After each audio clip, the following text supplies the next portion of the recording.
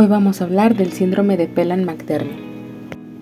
El primer caso de este síndrome fue descrito en 1985 por Watt y colaboradores, quienes describieron a un niño de 14 años con discapacidad intelectual severa, rasgos dismórficos leves y ausencia del habla, que se asoció con la pérdida terminal del brazo distal del cromosoma 22. En 1988, Phelan y colaboradores describieron una presentación clínica similar relacionada con una deleción de novo en 22q13. Ya en 2001, Bongalia y colaboradores describieron un caso que asociaba el síndrome de deleción 22q13 con una disrupción del gen SHANK3. Esta es una anomalía cromosómica causada por la pérdida o deleción de una pequeña porción del cromosoma 22.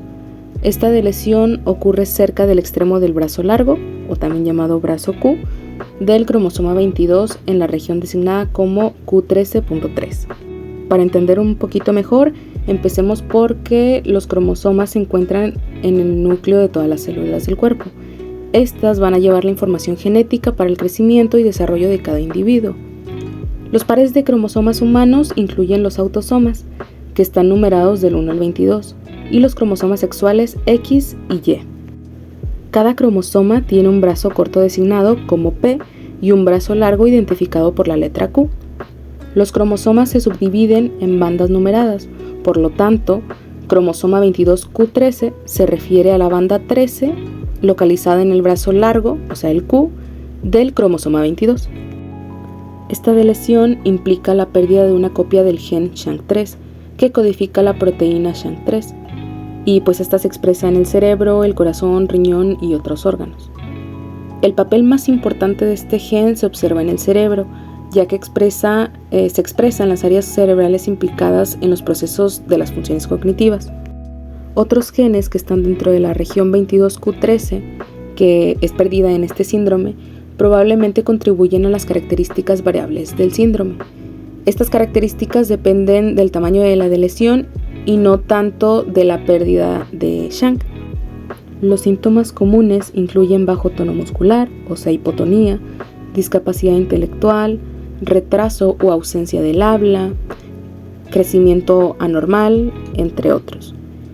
Y puede haber un rostro característico como pestañas largas, orejas grandes o prominentes, nariz bulbosa, barbilla puntiaguda, así como también manos grandes y uñas de los pies anormales. Las características adicionales incluyen problemas gastrointestinales, convulsiones, deficiencias de movimiento, anomalías cerebrales, malformaciones en los riñones, linfedemas e infecciones repetidas. Además, puede haber algunos comportamientos característicos como lo son morder o masticar objetos que no son alimentos, disminución de la percepción del dolor y comportamientos tipo autistas. En la mayoría de los casos, la deleción 22q13 se produce espontáneamente en el paciente, que quiere decir que no se va a heredar. La mayoría de los casos de este síndrome se deben a una ruptura espontánea, o sea, de novo, en un segmento localizado en el brazo largo del cromosoma 22, que ocurre por razones desconocidas. El segmento del cromosoma 22 localizado más allá, o sea, distal al lugar de ruptura, se pierde. En estos casos se llaman deleciones simples, y como se mencionó, el trastorno no se hereda de los padres.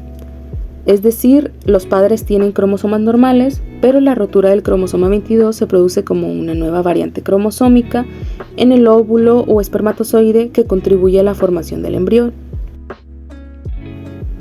Como en muchos otros síndromes de deleción distal, es más probable que la deleción 22q13 ocurra en el cromosoma 22 heredado del padre, o sea, en el espermatozoide, que en el cromosoma 22 heredado de la madre, en el óvulo.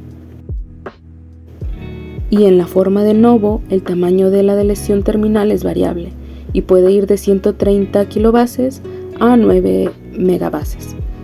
Y las deleciones menores de 1 megabase son muy raras, alrededor del 3%.